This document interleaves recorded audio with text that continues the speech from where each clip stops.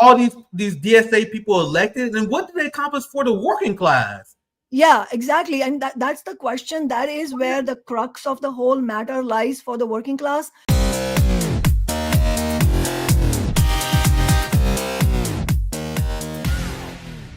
I'm going to show you guys the horrific strategy that the ruling class engage in, and why it's great to see that New York, the largest city in the United States with the largest Jewish population, outright reject this batshit crazy ideology, which is normal in our politics. I'll play the video and I'm going to bring our guest Shama in. The first foreign visit by a mayor of New York is always considered significant. Where would you go first? Left to right, Ms. Adams. First visit, I would visit the Holy Land. Mr. Cuomo? Given the hostility and the anti-Semitism that has been shown in New York, I would go to Israel. Mr. Tilson, where would you go? Yeah, I'd make my 4th trip to Israel, followed by my 5th trip to Ukraine, 2 of our greatest allies fighting on the front lines of the global war on terror. Do they not realize how crazy they sound to everyone else in this age? Do they realize how crazy they sound? I'm going to let it continue. Mr. Mamdani. I would stay in New York City. My plans are to address New Yorkers across the 5 boroughs and focus on that. Mr. Mamdani, can I just jump in? Would you visit Israel as mayor? I will be doing as the mayor. Why is the mayor of New York being asked about whether they visit Israel? So there's a lot of red flags about Zohran, I believe. But I am using this as a propaganda win against these Zionist scum who have the nerve to try to hijack and steal the sovereignty of Americans. When you hear these Zionists say that, oh, why are you guys so obsessed with the Jews? Why are you so obsessed with Zionism? Because Zionism is corrupting our politics to the point where you have mayors being asked about whether they're visiting Israel or not. But I want to get my guest in here. I want to get her thoughts on this. One more thing I will say before I bring Shama in. You guys realize I'm willing to have fun because I actually hate the no fun left. We can have fun with this story. But you guys understand that this election doesn't free Palestine. You guys understand that, right? This election doesn't liberate the working class. And what I'm seeing right now, and I'm kind of worried about it, a lot of leftists, instead of just taking the propaganda win, they're using this as if it's like a tranquilizing drug. Do not fall for the trap what I see many people falling for, where they taking this election and it's becoming a tranquilizing drug for them. But let me introduce our guest here, what she thinks. Friend of the show, running for Congress. She had announced her run for Congress, and she is a true independent socialist and organizer, founder of Worker Strike Back, friend of RBN. Thank you for joining us once again, Shama Sawant. Thank you so much for having me, Nick. I want to get your thoughts on everything that happened in New York. I also want to discuss your vision, because this is a big step running for Congress, especially if you're running, of course, as we will like, outside the two-party duopoly. But before we get to that, what's your initial reactions of Zohran Mamdani and his movement he's forming in New York? Yeah, as you yourself indicated, Nick, this victory that Zohran Mamdani had last night is an absolutely stinging rebuke of the Zionist lobby. And it actually confirms what working people as a whole say, not just in New York City. I mean, we saw the Pew survey released in April this year, which showed that 53% of American working people now hold an unfavorable view of Israel. And obviously that is connected very much to the ongoing genocide. And that's up 11 points from where it was in 2022. So just in a period of 3 years, there's been a dramatic shift in what working people in the United States think about the genocide and about the Israeli occupation of Gaza and the West Bank in general. And so this election, Democratic primary last night, is a solid confirmation that working people as a whole want anti-genocide, anti-war candidates. And in fact, it's also a confirmation for the campaign we're running. As you said, I am running as a candidate for the 9th congressional district in Washington state against arch warmonger, pro-genocide Democrat Adam Smith, and our campaign is an independent, socialist, anti-genocide, anti-war, pro-worker campaign. So this is a confirmation. It's also, Mamdani's victory last night is also a confirmation of working people telling the Wall Street billionaires, we are fed up, we want to fight back. I mean, his campaign platform includes increasing taxes on billionaires by, and very rich people by $10 billion, and funding affordable housing and government operated grocery stores, and also childcare. He's promised zero cost childcare for everyone. And then he has also talked about, very importantly, a rent freeze in all the rent stabilized, rent controlled apartments, which have actually, the rent control policy has been weakened over the last 5 decades by corporate landlords. So it's also a solid support for all these working class demands. Of course, it is a question of what it will take to win these demands, and which we should talk about more. But can I also say his victory last night is also a repudiation of those labor leaders who endorsed Andrew Cuomo, SEIU, UFCW, Teamsters, Carpenters, RWDSU, which is the last of which I mentioned is the union that tried to unsuccessfully to unionize the Amazon warehouse in Bessemer, Alabama. All these unions that represents millions of working class people who are barely able to put a roof over their head, they endorsed Cuomo, who has been discredited on many fronts, including selling out working people and also being called out for multiple cases of sexual harassment. So I think this shows that working people are giving those of us who want to lead movements a huge opening to fight back against the establishment of both parties of the billionaire class. Yeah, and to your point, and this is a devastating fact against the quote unquote moderate Democrats who believe that you had to support genocide to win an election. And can I just ask, what is moderate about supporting a genocide? Right? Yeah, there's nothing more horrendous and horrific than supporting a genocide. That's why the language they use always cracks me up. We got shift towards the middle. We got to support bombing kids. Like that no one in America supports this. Like if you ask even white evangelicals, they are turning against the state of Israel. I saw a poll this morning where the American support for bombing Iran was like -14, which I think is kind of terrifyingly low, but -14, that's a pretty strong majority. And this shows how ineffective that, and this is why they deserve to lose to Trump, with the fact that they had Liz Cheney and them running their campaign. And I saw this earlier, and I think this is interesting. It shows why anti-Zionism is the way forward. Zohran inspired record turnout in the same city where Kamala lost Dems over 500,000 votes. It drives me crazy. Go ahead, Shama. No, I was just going to say that this is actually, I was going to bring this up myself, and I'm so glad you shared this, showed this tweet, because in reality, that is, ever since Mamdani won last night, I've been thinking about this, like that. What a confirmation again, also of the fact that if Kamala Harris had even posed as something pro-working class, anti-war, even completely insincerely, because we knew it would be insincere by definition, because she represents the Democratic Party, which represents the interests of US imperialism. But even if she had used some rhetoric, some demands in her campaign to say, I'm going to address the genocide, I'm going to move towards a $15 an hour minimum wage, or something to do with healthcare, she would have tipped the scales in her favor. But it just shows you how rotten the Democratic Party is. I mean, let's be clear, the Democratic Party was never a party of the working class, but it is at the same time stunning to see how emphatically it has moved rightward, more aggressively or openly and sort of nakedly pro-war. They were always the party of imperialism, one of the two parties of imperialism, but just how nakedly they're supporting the genocide against the working class, crushing the two Bernie Sanders campaigns in the Democratic presidential primaries. All of that then came, that sort of just completely discredited the Democratic Party. Not only did Kamala Harris lose the election to Donald Trump, it's also true, and it needs to be mentioned, that the Democratic Party's approval ratings are in the toilet right now. Yeah, and it's funny how they've been purposely misdiagnosing the problem. And to me, I think it's hilarious because that means they're going to lose.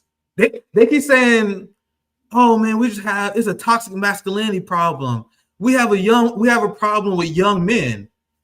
Meanwhile, Mamdani, he destroyed with the youth vote. And they had young men like me who was behind the Bernie Sanders campaign. And what did the Democrats do? They called me a sexist. I was a sexist Bernie bro who was secretly right-wing because I fall under horseshoe theory. This is what they say. So they already lost us. And this data proves unequivocally. They keep saying, oh, it's because of the trans issue, because of the culture wars. But if you look at the list of the amount of stuff that Americans care about, guys, I saw a poll where the trans issue was like 2%. No one gives a shit. It's a manufactured issue to distract the working class. But when you ask consistently, despite what the people who get money and clicks over the trans issue, consistently, the economy is number one when it comes to people's concerns. And then you had exit polls that showed the war in Gaza with Democrats' number one concern for the people who left and flipped from a Biden voter to a non-voter. And we will argue, and I would argue, that if you voted for Joe Biden in the first place, we're not dealing with a radical. So think about the kind of person who voted for Jim Crow Joe in 2020, but they were so disgusted by the Democratic Party that they were like, nah, we good. Democrats lost them forever. But Shama, I think you want to chime in. Do you have anything you want to add? Yeah, I was just also just wanted to agree with you. I mean, that really, a really crucial YouGov poll that you were citing where nearly 20 million people who had voted for Joe Biden in 2020 refused to vote at all in 2024. I mean, that's a very important data point because two of the most crucial reasons they stated one was the economy and the cost of living crisis that they're facing as working class people. And the other was the genocide and the refusal of the Kamala Harris campaign to make any movement towards ending the genocide or even completely lying, saying that she would try to end the genocide or do something at all. In fact, it was the exact opposite.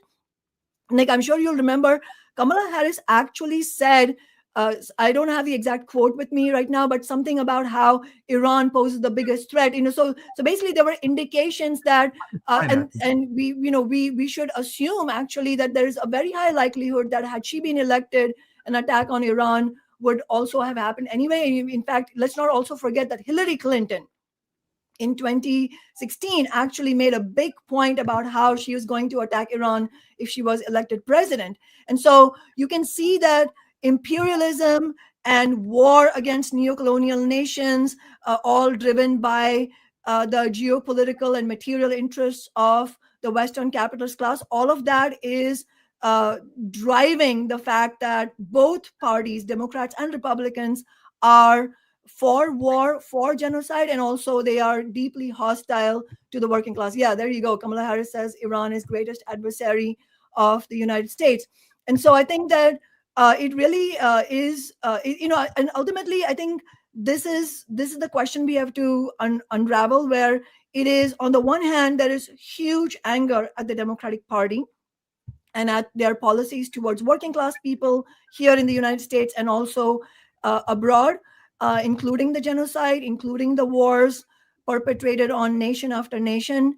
But it's also at the same time, Mamdani's victory last night also shows you the responsibilities that we have on the left, because I think it would be a real problem if we got into the business of, and that's why I'm so glad you and I are talking today, in the business of pretending like somehow these demands that he's calling for, Mamdani's calling for, like a rent freeze, that somehow they can happen through collaboration with the rest of the Democratic Party, or that you're somehow going to nice your way towards winning a rent freeze. No, I mean, everything that we have done in Seattle, and I think for a lot of your viewers who might not know, actually our example in Seattle is, tragically for the working class, the only example to show in real life what an independent campaign looks like, what an independent elected office of a socialist, let alone a Marxist, looks like, and crucially, what it takes to win substantial victories for the working class.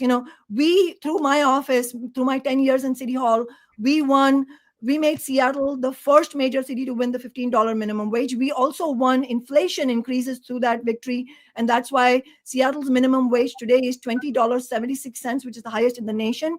We won the Amazon tax, which raises hundreds of millions of dollars every year for affordable housing, including specifically millions of dollars for Black working class and poor households in the Central District where I live, which is a historically Black neighborhood, and also a whole series of unprecedented renters' rights. But the way we were able to win, what it took was an all-out political confrontation with the Democratic Party, because in Seattle, the Democratic Party is the representative of big business interests, of the rapacious corporate landlords, of big corporations like Starbucks and Amazon. And so there is no prospect of any shortcut. I think that it is hugely exciting because of what it confirms. Last night's results in New York confirm what working people want, but they also then beg the question of what it will take to win. And the experience in Seattle really strongly shows what it takes. And actually, if I have a chance, Nick, I would like to also talk about what's happened in recent weeks on renters' rights in Seattle, because that's a concrete example of what I'm talking about.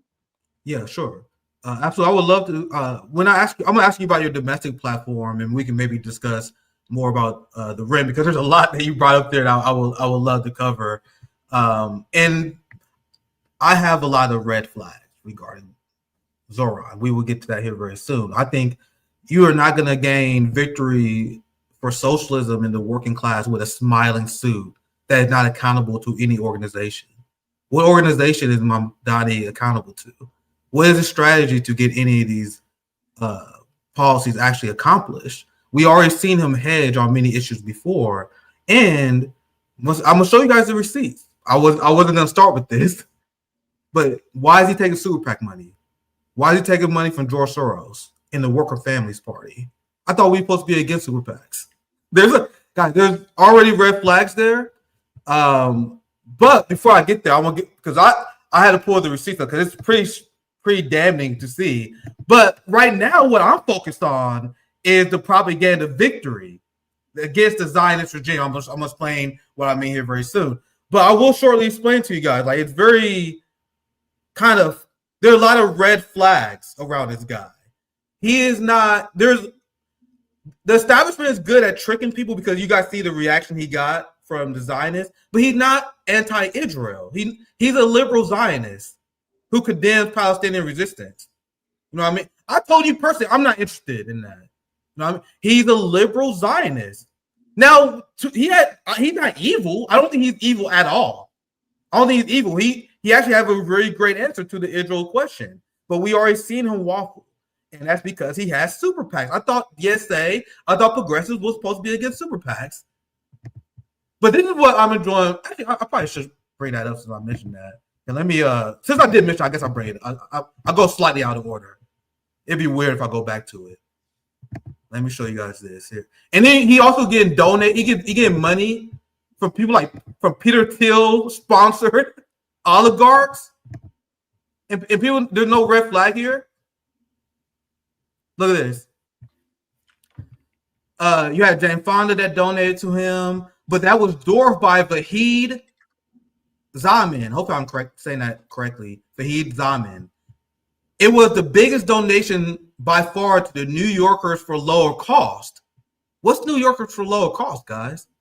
Making up nearly half of the $200,000 pro-Mamdani super PAC.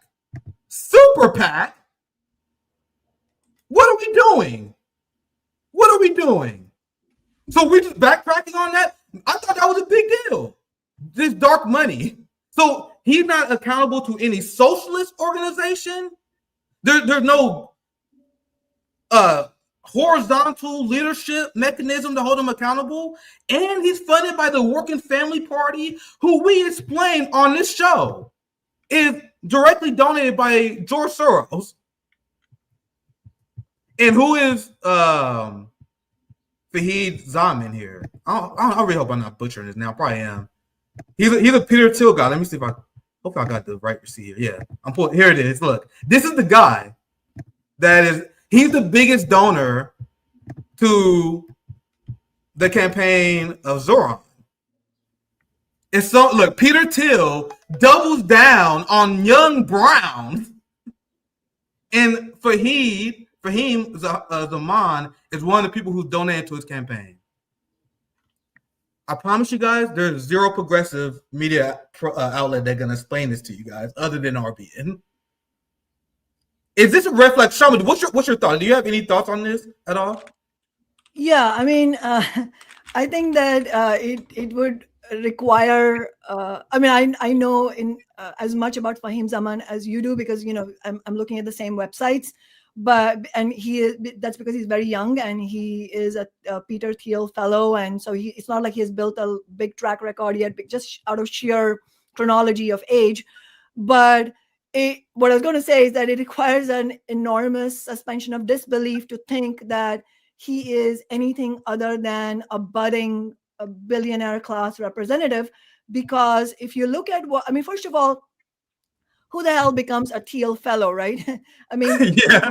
Who is Peter Thiel sponsoring anybody who has any kind of progressive agenda, let alone anything related to socialism? Of course not. I mean, these billionaires are not stupid. They know what they're funding, and they know why they're funding these things. And then if you look at Fahim Zaman's own words, he says that he wants to decentralize banking in the developing world. Oh my God! Jesus. Yeah, I saw that. All kinds of red flags to me. That is like another like a redo of the neoliberal assault on the working class and the poor, the billions of people in poor countries. And yet another thing is, he in his LinkedIn profile, it says he wants to pursue his dream of rethinking healthcare. Well, you know what?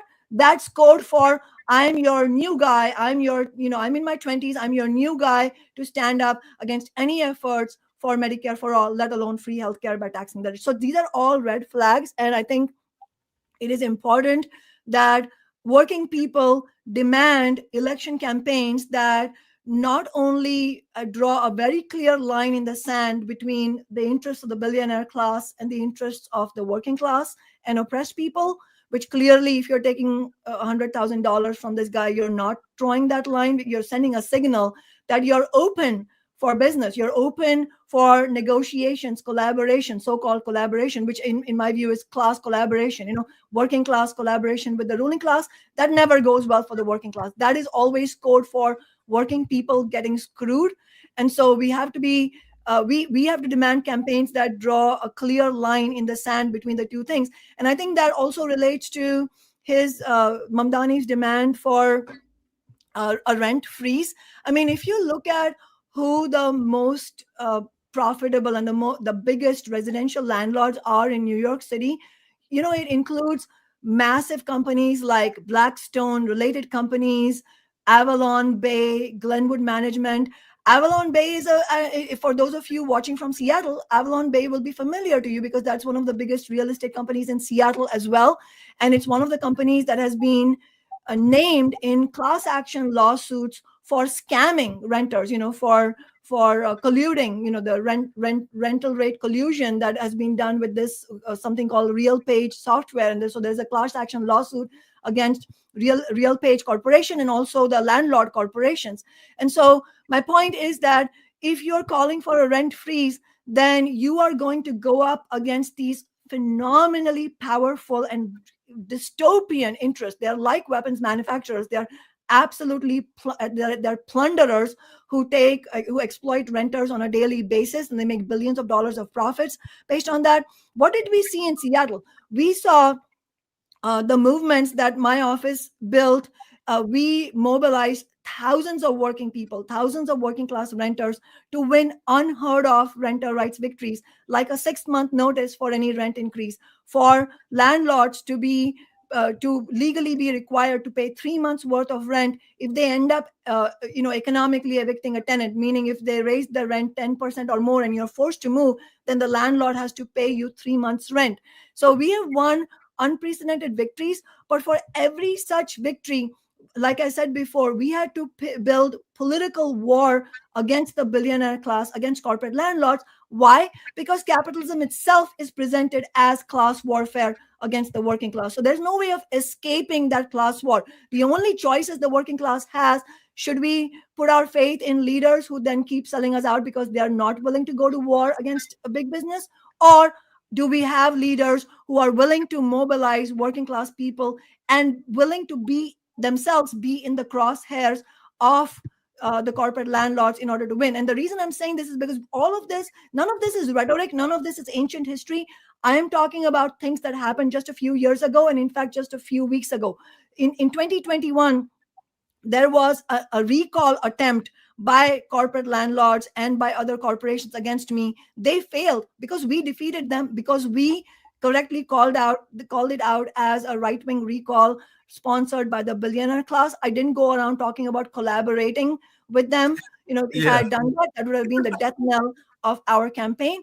But even just weeks ago, the Seattle City Council now, I'm not on the City Council now, I'm running for Congress, but in the City Council, it's always been Democrats. And even when I was on the council, I was one socialist. They were all Democrats. Now, the City Council has moved even rightward, and they have no one like me to present an alternative for working class people to get involved in. And so they are attempting to dismantle basically all the renters' rights we have won. They tried part one of that a few weeks ago, where they tried to rewrite the city's ethics laws so that the landlords on the council can vote on renter rights dismantling. Can you believe this? So naked. It was so naked. They tried to do that. We defeated them. And I think it is a very important contrast to look at, which is that for a moment, I'm going to go to to the New York side of the coast. If you look at the history of Zohran Mamdani and others from the DSA, it's not just about him, it's about DSA's approach. And, we can assume the individuals have good intentions to begin with, but then look at the strategy. I think that's where the most of the truth can be uncovered, in the strategy. And so Zohran Mamdani, for people who might not know, has been in the New York State Legislature, and he has been one of the 8 DSA elected officials in the New York State Legislature. So that is, can you compare that? I mean, it's compare me being one socialist on the Seattle City Council versus 8 DSA officials in this state legislature. Unfortunately, even though they won small victories, they didn't actually pose the kind of challenge that they could have to big business and the Democratic establishment. They were outspoken about Cuomo when he was governor, but that's not exactly a high bar for someone who has become as disputed. Yeah, even liberals were speaking out against Cuomo. Like, so they had all these DSA people elected, and what did they accomplish for the working class? Yeah, exactly. And that's the question. That is where the crux of the whole matter lies for the working class. Because we have to be very clear, as far as we are concerned, we are not in this for vanity campaigns by any individual and to make their own personal career through election campaigns. For us, we are Marxist revolutionaries, and for us as revolutionaries, as socialists, revolutionary socialists, for us, the question is, how can we use the election campaign as a vehicle for building movements around concrete demands? And this time our congressional campaign is raising the demand, of course, of ending the genocide and ending all U.S. military funding for Israel, but also for free healthcare for all by taxing the rich, including all immigrants, and including gender affirming healthcare, for healthcare for everyone of every kind, and also for rent control. And so for us, the campaigns themselves are vehicles for building momentum for those demands. That's how we ran our campaigns. And then we won $15 an hour and the Amazon tax. But the contrast I'm trying to draw is that with 8 elected officials for the DSA in the New York State Legislature, they hardly did anything that is that sort of shouts out that, oh, wow, this is what you can do with socialists. They're very small progressive bills that they were able to pass. They actually didn't win something called the Invest in Our New York campaign, which was, I think, a 3-year campaign, which was not just DSA. It was supported by 100 different progressive organizations, labor unions, NGOs, all of them supporting them. They didn't win that. Look at in Seattle, with one socialist city council office, with a small organization of socialists beside me, we were able to win unheard of victories. Why? Because not only because we built movements, absolutely, that is the first and foremost requirement. Another extremely important requirement that goes hand in hand with building movements is running independent of the Democratic Party. But Yes. alongside that is another one that gets easily missed and is the hardest thing to accomplish, which is, and not just for the elected official like me, but for all movement leaders, this is the hardest thing to accomplish, which is that the movement, in order to be effective, has to relentlessly expose the role of the Democratic Party. It has to make it clear, the character of the movement has to be such that the specific Democrats who are refusing to vote yes on those substantive progressive legislation have to get the message very clearly that if you don't vote yes on this working class bill, we will make your life hell. We will make sure you are thrown out of office. We will make you personally, for your political career, pay a political price for the way you are betraying and selling out working class people. That kind of exposing of specific Democrats through the movement, that is what's almost entirely missing, except for what we have done in Seattle. And that is why the example of the last few weeks is crucial, because with so many, 8 elected officials in New York State legislature, they hardly accomplished anything. In Seattle, we not only won these historic victories during my 10 years in City Hall, in the last few weeks, we didn't even have an elected office. Worker Strike Back does not have an elected office yet. Hopefully we will win in the future with this congressional campaign and so on. But even without any elected position, even with far fewer people, because the character of our campaign against the repealing of the renters' rights was so sharp, we went to City Hall and we literally said, Sarah Nelson, we will throw you out. Kathy Moore, we will throw you out. Joy Hollingsworth, and Joy Hollingsworth is especially important because she's a Black council member. She relies a lot on identity politics. Last year, she brought forward a bill to weaken our $15 an hour victory, our minimum wage victory. We defeated her in that. And so we called her out for using her, being Black, as a weapon against Black working class and poor people. So we specifically called them out. A small number of us, we shut down city council meetings again and again and again. As they went out, they were forced to shut down their in-person meetings and go into Zoom. We chanted cowards at them. We took over city council chambers and ran our own public rallies. That's what it took to defeat them in round number 1 on the renters' rights thing. They're going to come back again in July, and we're going to fight them again. But I wanted to give that specific example of what it takes to win against Wall Street interests.